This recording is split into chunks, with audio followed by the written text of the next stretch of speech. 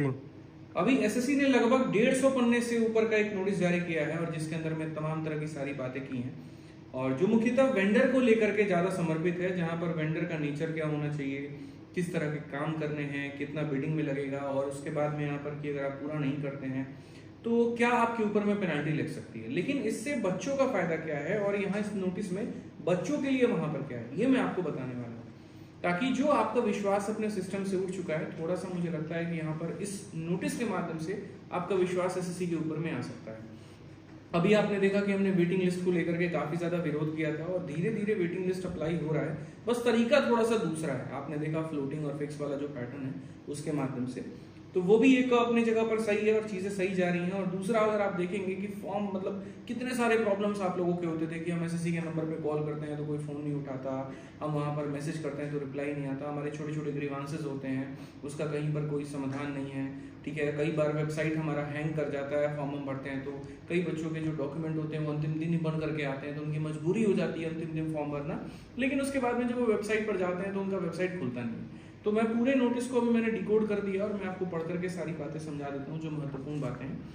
सबसे पहले नोटिस में सबसे पहला पॉइंट जो रखा गया वो टेक्नोलॉजी और प्लेटफॉर्म का अपग्रेड रखा गया।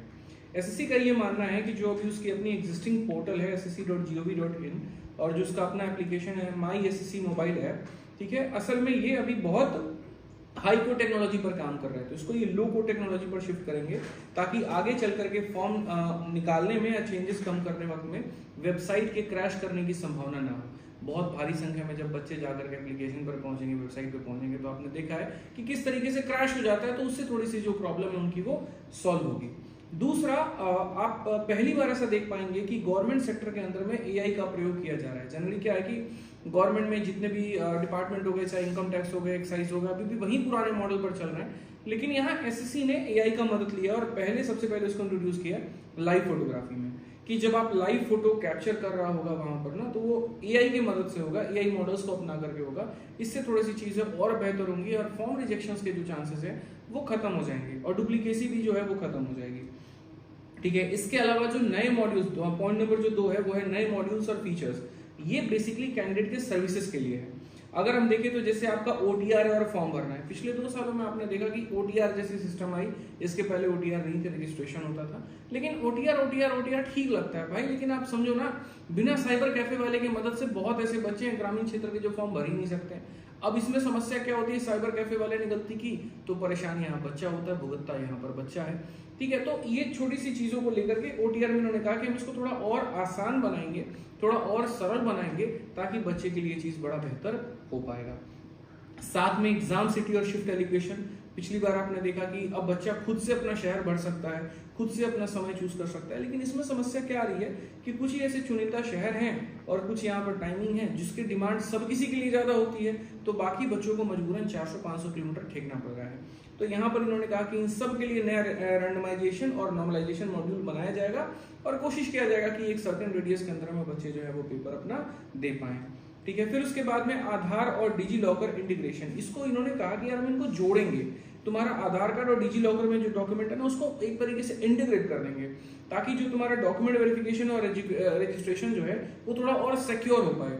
बच्चा क्या करता है कि रजिस्ट्रेशन करते वक्त में कुछ भी भर देगा, कुछ भी टाइप कर देगा, हम ओबीसी बना देगा, अपने आप को SC/ST बना देगा और फिर पूरा प्रोसेस देगा और एंड में बोलेगा जी हम तो नहीं हुए, कोई बात नहीं, हमारा सिलेक्शन नहीं हुआ, हमें क्या ही फर्क पड़ता है। तो इसको थोड़ा सा है ना, मतलब एसएससी ऐसे लेके चल रही है यार, ये तो बच्चा टाइम वेस्ट कर रहा है एसएससी का, तो क्यों ना इसको सही किया जाए कि इंटीग्रेट कर दिया जाए। जब आधार कार्ड में दिख जाएगा कि वो 20 साल का नहीं है और डिजी लॉकर के माध्यम से पता चल जाएगा तो फॉर्म ही नहीं भर पाएगा। तो कुछ इस तरह की बातें जो है वो डिजी लॉकर और उमंग ऐप का इंटीग्रेशन करने वाली है एसएससी, ताकि थोड़ा जो ट्रांसपेरेंट सिस्टम है वो और बन पाए। नेक्स्ट पॉइंट नंबर जो 3 है वो है आपका रिजल्ट ईआरपी। सबसे बड़ा जो बदलाव है वो ये है। अब आप बोलोगे रिजल्ट ईआरपी क्या है, तो एक सेंट्रलाइज्ड रिजल्ट ईआरपी सिस्टम बनाया जाएगा जो टीयर वाइज और फाइनल रिजल्ट दोनों को प्रोसेस करेगा, ठीक है। और इसके अंदर में क्या होगा, तो जो कट ऑफ्स हैं, जो मेरिट लिस्ट है और टाई ब्रेकिंग रूल को सिस्टम में ऑटोमेट किया जाएगा, जिससे रिजल्ट प्रोसेस ट्रांसपेरेंट होगा और ह्यूमन एरर को मेरे भाई कहीं ना कहीं चांसेस खत्म हो जाएंगे। अभी क्या होता है कि ये लोग पूरा एक्सेल फाइल पर काम करते हैं, जो भी रिजल्ट आया फिर उस एक्सेल फाइल में ये देखते हैं अच्छा इस डेट से ऊपर इतने कैंडिडेट हैं लेकिन हमें तो इनको लेना नहीं है तो उसको एलिमिनेट करो। जिसका पिछली बार आपने देखा भी था कि एसएससी से एक ह्यूमन एरर हुआ था और बाद में कोर्ट केस करने के बाद 1100 कैंडिडेट्स की एंट्री करवाई गई थी। तो यहाँ पर अब ये क्या करेंगे कि जितने इनके नियम है, जैसे टाइप ब्रेकिंग रूल हो गया कि 2 कैंडिडेट के अगर सेम नंबर आते हैं तो चूज किसको करना है, तो ये एक्सेल से अब हट करके एआई की मदद से यहाँ पर ईआरपी सिस्टम लगा करके इसको सही करेंगे कि भैया एक सिस्टम, एक ऐसा ऑटोमेटेड सिस्टम हो जो बच्चों के रिजल्ट्स को सारे नियम का ध्यान रखते हुए करे और वहां पर गलती होने की संभावना कम हो। तो ये एक बहुत अच्छी बात है। बेचारा इसी चलते एसएससी जो है हर बार कोर्ट में नप जाता था, उसके ऊपर में केस हो जाएगा और परेशान बेचारा रहता था। तो शायद इसके माध्यम से हो सकता है चीजें सही हो जाए। ठीक है, चौथा नंबर जो कि सबसे महत्वपूर्ण और अच्छा मुझे लगा, देखो यार मैं मतलब इस बात पे रहता हूँ, सर्विसेज का मैं बहुत बड़ा फैन हूँ। कारण है अगर कोई बच्चा परेशान है, आज हमारी टीम को भी कॉल करता है और जब हमारी कॉलिंग टीम कॉल नहीं उठाती है तो उसको फ्रस्ट्रेशन आता है कि यार ये छोटी सी तो मेरी डाउट थी, तुम सॉल्व कर देते, परेशान नहीं होता, मेरा टाइम किल नहीं होता। आज के समय बताइए क्या हर बच्चा इतना बढ़िया शहर में बैठा है कि 2 मिनट में एसएससी के ऑफिस पहुंच जाएगा? नहीं पहुंच जाएगा। ठीक है, कॉल करता है एसएससी फोन नहीं उठाती है, चेयरमैन साहब को ईमेल करता है रिप्लाई तक नहीं आता है। तो इसके लिए इन्होंने कहा कि हम एआई चैटबॉट और हेल्पलाइन ये स्टूडेंट के सपोर्ट में हम निकालेंगे। एक जनरेटिव एआई चैटबॉट होगा, जब भी कोई बच्चा मतलब किसी भी तरह का डाउट पूछेगा तो हमारे सिस्टम में डेटा फीड होगा, उसके आधार पर उसको जानकारी देगा। तो आज के समय जैसे मैं भी हूं, मैं भी अपनी कंपनी में चैटबॉट अभी अप्लाई करवा रहा हूं। तो चैटबॉट कैसे चलता है मैं आपको बताऊं। जैसे मुझे एक चैटबॉट मिल गया, हम उसको हफ्ते भर महीने भर हम उसको ट्रेन करते हैं। हम उसको पहले तो बताते हैं कि देखो हमारे पास कौन कौन से बैचेज हैं, वैलिडिटी क्या है, टाइम क्या है, किस एग्जाम्स के लिए है, और जब बच्चा उसी से रिलेटेड क्वेश्चन पूछता है ना तो वो चैटबॉट उसको सपोर्ट कर पाता है। अभी चैटबॉट में तुम ही पूछोगे खाना कैसे बनता है तो नहीं बताएगा, लेकिन आप फॉर्म के संबंधित जानकारी पूछोगे। जैसे कई बार लोग सिलेक्शन फेज में किसी पर्टिकुलर पोस्ट में क्या होता है, एक्सपीरियंस की नीड होती है और लोगों को ही नहीं पता होता कि यार मेरा मगध यूनिवर्सिटी वाला ये जो लेटर है ये इसमें काम आएगा कि नहीं। तो वो चैटबॉट से तुम अगर उससे पूछोगे तो वो ट्रेंड उसी के आधार पर होगा, तो वहां पर वो तुम्हें सहायता कर पाएगा।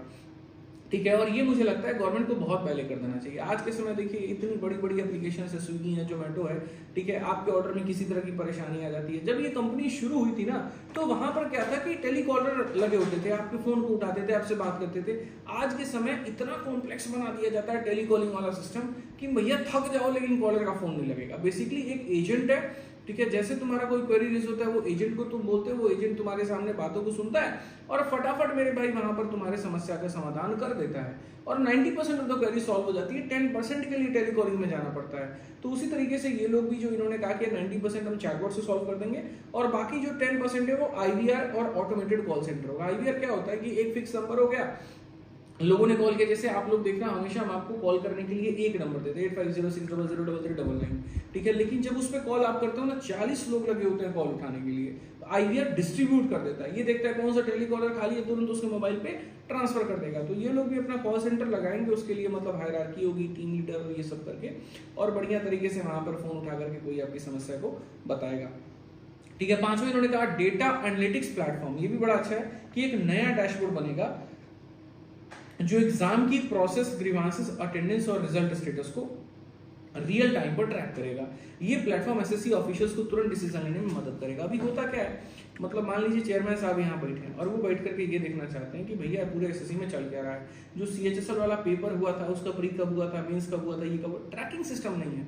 ठीक है, अब जैसे मान लीजिए हम ही लोग पब्लिकेशन में काम करते हैं, बुक्स बनाते हैं, तो हमारा ट्रैकिंग सिस्टम है, हमें पता है यार कौन से एग्जाम कब होना है, ठीक है, उसके लिए कौन से सब्जेक्ट के लिए कितने पेजेस की बुक बनानी, तो हमने अपना ट्रैकिंग सिस्टम बना रखा है। तो हमारा काम छोटा मोटा है तो हमारा ट्रैकिंग सिस्टम आसान है मॉनिटर करना, और सीएफओ सीईओ सब लेवल तक हो जाता है। ठीक है, तो ये अब चेयरमैन साहब के लिए बड़ा मुश्किल हो गया कि भैया इतनी सारी परीक्षा हो रही है, ट्रैक नहीं कर पा रहे। तो उन्होंने कहा यार हम डेटा एनालिटिक्स प्लेटफॉर्म, और देखो आज के समय कोई भी कंपनी हो ना, एक डेटा एनालिस्ट का बहुत आवश्यकता होता है। तुम कमा रहे हो, तुम्हें ये नहीं पता कितना कमा रहे हो, तो क्या फायदा कमाने का। आप पेपर कंडक्ट करवा रहे हैं, पूरे भारतवर्ष में करवा रहे हैं, लाखों करोड़ों अभ्यर्थी फॉर्म भर रहे हैं और आपको हर एग्जाम्स का ट्रैकिंग सिस्टम तक नहीं पता है कि कहाँ तक पहुंचा, किसका रिजल्ट क्या हुआ। ठीक है, तो वो बहुत मुश्किल हो जाता है ना वो डिसीजंस को लेना, हाई अथॉरिटीज को भी लेना, रिपोर्ट भी ऊपर में करना, तो ये बहुत फायदेमंद हो जाएगा आपको इसको लेकर के। ठीक है, छठा जो पॉइंट है वो है प्रोजेक्ट का टाइमलाइन और फेजेस। हालांकि ये कहने की बात है, अब देखते हैं यहाँ पर किस में अप्लाई कितना होता है। इन्होंने कहा कि हम 3 फेज में बांटेंगे। पहला फेज जो होगा वो 3 महीने का होगा और ये बेसिकली मतलब वेंडर्स के लिए है कि नया वेंडर पुराने सिस्टम की पूरी, मतलब क्या हुआ कि इन्होंने ये कहा है कि हम जो है 4 साल का कॉन्ट्रैक्ट करेंगे वेंडर के साथ में, उसको 2 साल और एक्सटेंड भी हम कर सकते हैं, जिसमें पहला जो फेज 1 होगा 3 महीने का होगा। उस 3 महीने तो हम उसको बताएंगे कि मेरा सिस्टम कैसे चल रहा है, कैसे काम करता है, क्या होता है। फिर अगले 9 महीने पुराने सिस्टम को चलाते हुए नए मॉडल यानी जितने वेबसाइट हो गए, ऐप हो गए, उन सबको डेवलप किया जाएगा। यानी अभी हाल फिलहाल इन्होंने जो है वेबसाइट से .in से .gov किया था, फिर वहां पर हो सकता है कि ये चेंज करें। और फिर जो फेज 3 होगा ना वो 36 महीने का होगा, पूरे नए और अपडेटेड सिस्टम पर एग्जाम को धीरे धीरे ये लोग शिफ्ट करके लेके जाएंगे और चीजें थोड़ी सी सही होंगी। पेनाल्टीज भी इन्होंने रखी है और तगड़ी पेनाल्टी रखी है, लेकिन मैं बताऊं, मैंने मतलब 2-3 वेंडर्स हैं जिनसे मेरी बात हुई है कभी, और मैंने देखा है कि वो पेनाल्टी से डरते नहीं है। आप है ना एक दिन का 1 करोड़ भी जुर्माना लगा दो, वो अपने जेब से कभी नहीं भरेंगे, उनका माइंडसेट बहुत क्लियर होता है, तेल तो तिल से ही निकलेगा। ठीक है, तो गड़बड़ियाँ मतलब जो उनके नॉलेज में होती है वेंडर्स के, वो वहीं से सारा पैसा भर देते हैं।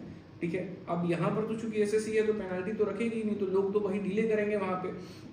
तो एसएससी ने अपनी तरफ से पेनाल्टी रखा। उन्होंने कहा कि वेंडर के लिए बहुत स्ट्रिक्ट सर्विस लेवल एग्रीमेंट यानी एसएलएस रखे हैं कि अगर रिजल्ट प्रोसेसिंग में एरर आता है तो वेंडर पर हर अफेक्टेड कैंडिडेट, ध्यान से सुनना, हर अफेक्टेड कैंडिडेट के हिसाब से 10,000 से लेकर के 20,000 तक का फाइन लगेगा।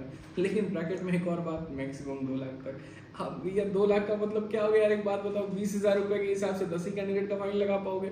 मतलब ऐसे समझो कि कोई वेंडर है वो रिजल्ट तैयार कर रहा है और तैयार करने में गड़बड़ी हो गई और हजारों कैंडिडेट अफेक्ट हो गए, तो भैया 1000 इंटू मतलब आप समझो 10,000 रुपया लगा दिया, तब तो वेंडर बेचारा उतना कमाया नहीं जितना चला गया। तो इन्होंने कहा 10,000 के हिसाब से लगाएंगे, लेकिन मैक्सिमम 2 लाख तक। तो ये मुझे थोड़ा सा सही नहीं लगा, इस 2 लाख को 20 लाख करना था। ठीक है, या और भी इससे कड़ा थोड़ा कर सकते थे, क्योंकि बच्चों का भविष्य जो है वो बहुत जरूरी है।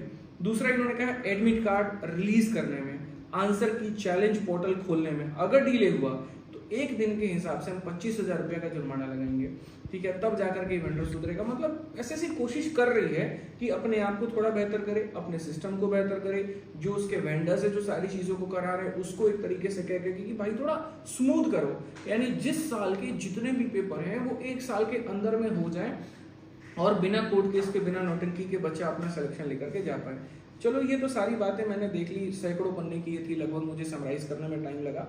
देखो, मैं जानता हूँ इस बात को लेकर के कि एसएससी में काफी ऐसे लोग हैं जो ईमानदार हैं और जो काम करना चाहते हैं, बट ये जो प्रोसेस है ना, ये एक व्यक्ति के ऊपर में डिपेंडेंट ही नहीं है। कई सारी कड़ियां हैं जो एक दूसरे से जुड़ी हुई हैं, और इस कड़ी में कोई एक व्यक्ति भी अगर खराब निकल जाता है या उसकी मन की मंशा उतनी साफ नहीं होती, जो काम करना नहीं चाहता है, तो इससे लगभग सभी अफेक्ट होते हैं।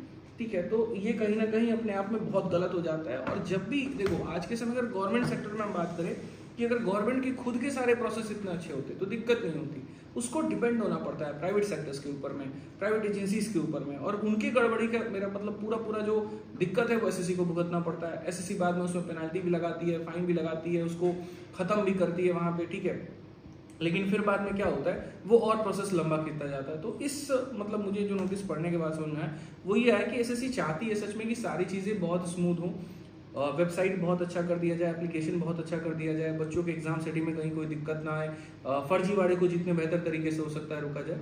लेकिन जितनी अच्छी अच्छी बातें नोटिस में अगर ग्राउंड पर इतना हो गया तो यकीन मानिए एसएससी से बेहतर कोई परीक्षा नहीं होने वाली है, ये मैं आपको ये बात कह रहा हूँ। और ये सारी चीजें इंप्लीमेंट होने में टाइम लगेगा। तो आपको जो मेरा सीधा सीधा संदेश है वो ये है कि वो तो अपने स्तर पर काम कर रहे हैं और वो करते रहेंगे, आप अपने स्तर पर काम करिए, आप अपनी पढ़ाई करिए, आप अपनी पढ़ाई मत छोड़िए।